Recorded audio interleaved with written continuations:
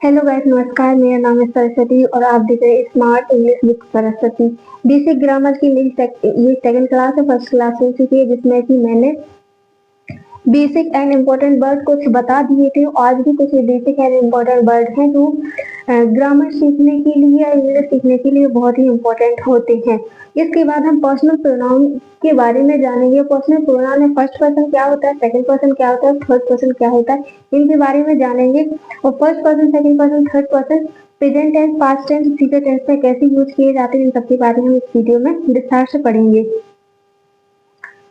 तो personal pronoun, ये सारे पर्सनल प्रोनाउन कहलाते हैं। फर्स्ट पर्सन में आते हैं आई यानी होता है मैं, और वी यानी होता है हम। फर्स्ट पर्सन में आई और वी आते हैं। सेकंड पर्सन में यू बस आता है, इसके अलावा इसमें कुछ नहीं आता है। सेकंड पर्सन में केवल यू आता है।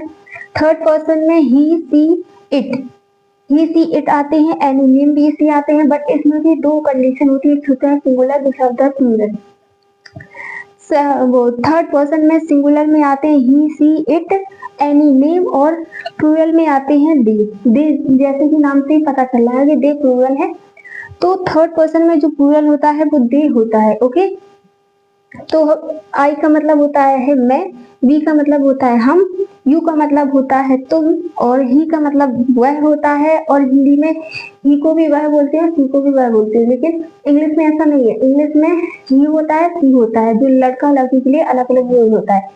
तो ही यानी भी वह होता है, सी यानी भी वह होता है, लेकिन ही लड़के के लिए यूज किया जाता है और सी लड़की के लिए यूज किया जाता है। इट किसी भी वस्तु या एनिमल्स के लिए यूज किया जाता है। जब किसी भी एनिमल्स या वस्तुओं को बताना होता है तो हम उसके तो इट वस्तुओं के लिए यूज किया जाता है और एनिमल के लिए यूज किया जाता है। जब भी हमें किसी वस्तु के बारे में बताना हो या किसी एनिमल के बारे में बताना हो तो हम इट का यूज करते हैं। जैसे इट इज क्यूट, क्या है, किसी जानवर की बात हो रही है और बोल रहे इट इज क्यूट।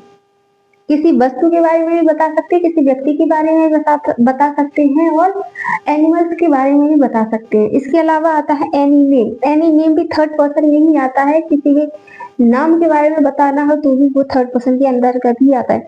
दे यानी होता है वे। जब भी हमें प्लूरल में कुछ लोगों की बात करनी होती है, जैसे दे आर सैड, मतलब वे लोग, वे क्या है, सैड हैं, वे क्या है, सैड हैं।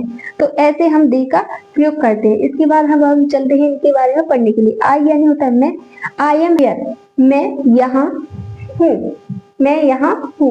एम का मतलब ही होता है हूँ, तो मैं यहाँ हूँ। पास्ट में इसी को चलेंगे, आई वॉज देयर, मैं वहां हूँ था, मैं क्या हूँ, मैं वहां था। फ्यूचर में इसको पढ़ते हैं, I sell we there.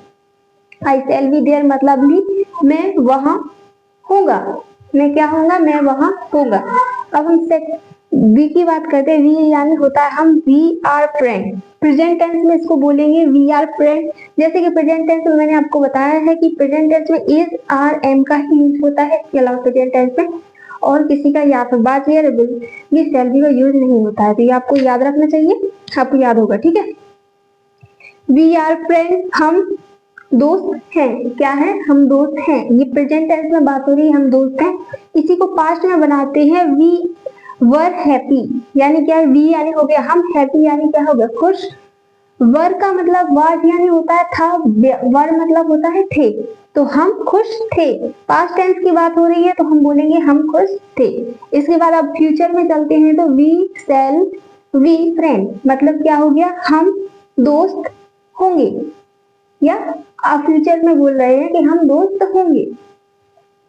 You हमारा सेकंड पर्सन के अंतर्गत आ जाता है। यू आर स्मार्ट, यानी क्या है, तुम स्मार्ट यानी होशियार हो, तुम होशियार हो, या फिर तुम होशियार है, तुम होशियार हो, ठीक है। आर का यूज हम है के लिए भी करते हैं और के लिए भी करते हैं, तो तुम होशियार हो।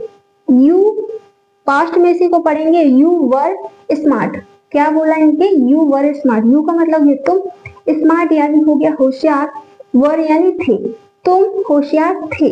ओके, आप इनको लिखते जाना, ये थे होता है, इसका होशियार होता है, और ये होता है तुम, ठीक है। इसी को फ्यूचर में जब हम कन्वर्ट करेंगे तो क्या होगा, you will be at home, मतलब यू यानी हो गया तुम।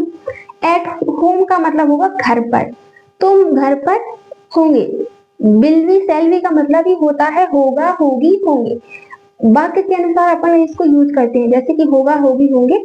अगर यहाँ पर you will be at home या तुम घर पर होंगे, सी विल बी एट होम या तुम घर पर होगी, ऐसे हम यूज करते हैं। ठीक है, सी होता तो होगी हो जाता, और यू है तो यानी तुम के लिए तुम, यू का उपयोग हम आप करके भी करते हैं और यू करके भी करते हैं। ओके, तो तुम घर पर होंगे। इसके बाद आते हैं हमारे थर्ड पर्सन। थर्ड पर्सन में ही, सी, इट।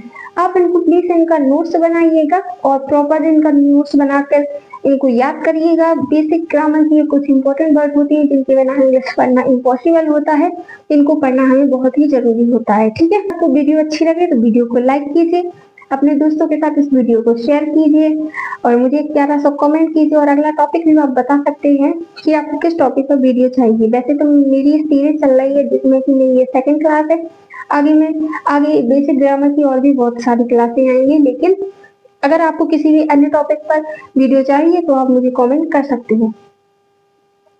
ही यानी होता है वह, इसको प्रेजेंट टेंस में यूज करेंगे। He is not here, here यानी होता है यहाँ, देयर यानी होता है वहां। ओके, तो ही यानी हो गया वह, इज मतलब होता है, नॉट मतलब होता है नहीं, और हियर मतलब होता है यहाँ।